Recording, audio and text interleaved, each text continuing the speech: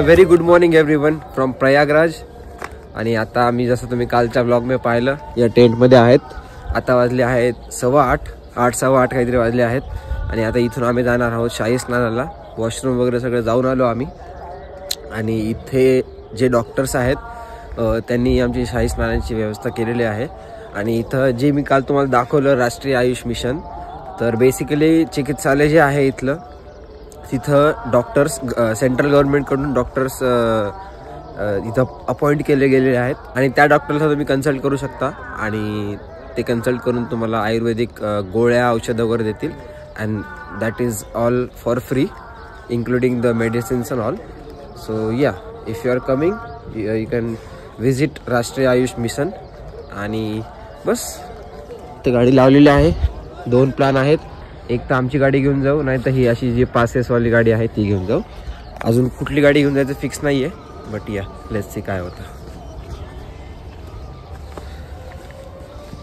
आणि आम्ही इथूनच आमची बॅग वगैरे सगळं घेऊन चाललेलो आहे. म्हणजे जे जे टॉवेल कपडे वपडे चेंज करायचे ते, कारण की तिथं संगमाला पूर्ण गर्दी असणार आहे. त्यामुळे आम्ही इथूनच सगळं पॅक करून घेऊन चालले. आणि आता वापस आम्ही या टेंटला येणार नाही आहेत. तिकडचं तिकडंच बाहेर जाणार, काशी किंवा अयोध्या.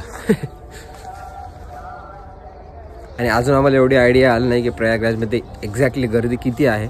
कारण की आम्ही ज्या एरियामध्ये एंटर केलं त्या एरियामध्ये रात्री पूर्ण रिकामं होतं. आणि फक्त येताना आम्ही जे ब्रिज होतं त्या ब्रिजवर फक्त भरपूर लोक पाहिले, जे स्टेशनवरून वगैरे भरपूर जागून येत होते बाय वॉक. आणि बस बाकी तिथून पुढे काही दिसले नाही आहे. आत्ता जेव्हा आम्ही बाहेर पडू तेव्हा आम्हाला दिसेल मेन संगमकडे जाणार आहे. कारण की इथून 15 किलोमीटर आहे संगम. तर दे हॅव सेड की आमची गाडी घेऊन जाऊ शकतो, बट लेट्स सी काय प्लॅन एक्झिक्यूट होतो. आणि आमची गाडी जरी घेऊन चाललो आहे तर आमची गाडी किती डिस्टन्सपर्यंत जाऊ शकते, नाही तर मग तिथून परत बाय वॉक किंवा रिक्षा जे काही ऑप्शन अवेलेबल असेल त्यानुसार जावं लागेल. आणि संगमावर पण खूप गर्दी आहे. आणि असं पण ऐकलं आहे की तो माणूस म्हणे की बोटनी जे जायचे लोक ते बोटचा पण बंद केलं आहे. आता माहीत नाही काय एक्झॅक्टली सिच्युएशन तिथे गेल्यानंतरच कळेल. But yeah we are prepared for everything.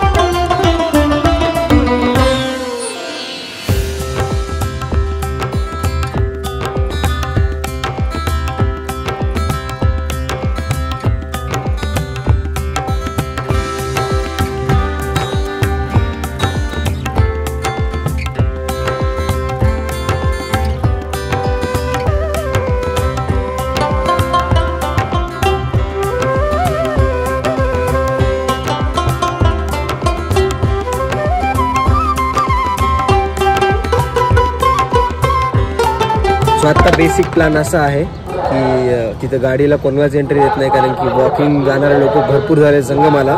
त्यामुळे मग आम्ही आता आमची गाडी इथंच पार्क केली आहे. त्यांचं दुसरं एक चिकित्सालय होतं त्यासमोर गाडी पार्क केली आहे. आणि आता आम्ही इथून त्यांचे 2 टू व्हीलर आहेत, त्या टू व्हीलर आम्ही 2-3 जसं होईल तसं ॲडजस्ट करून डायरेक्ट संगमाला जाऊन आंघोळ करून वापस इथे येणार. तर लेट्स सी काय होतं. माझ्या फोनची चार्जिंग कमी आहे, मी बाबाच्या फोनवरूनच ब्लॉग करेल थोडाफार. तर लेट्स सी जेवढं होईल तेवढं ब्लॉग करून दाखवेल तुम्हाला.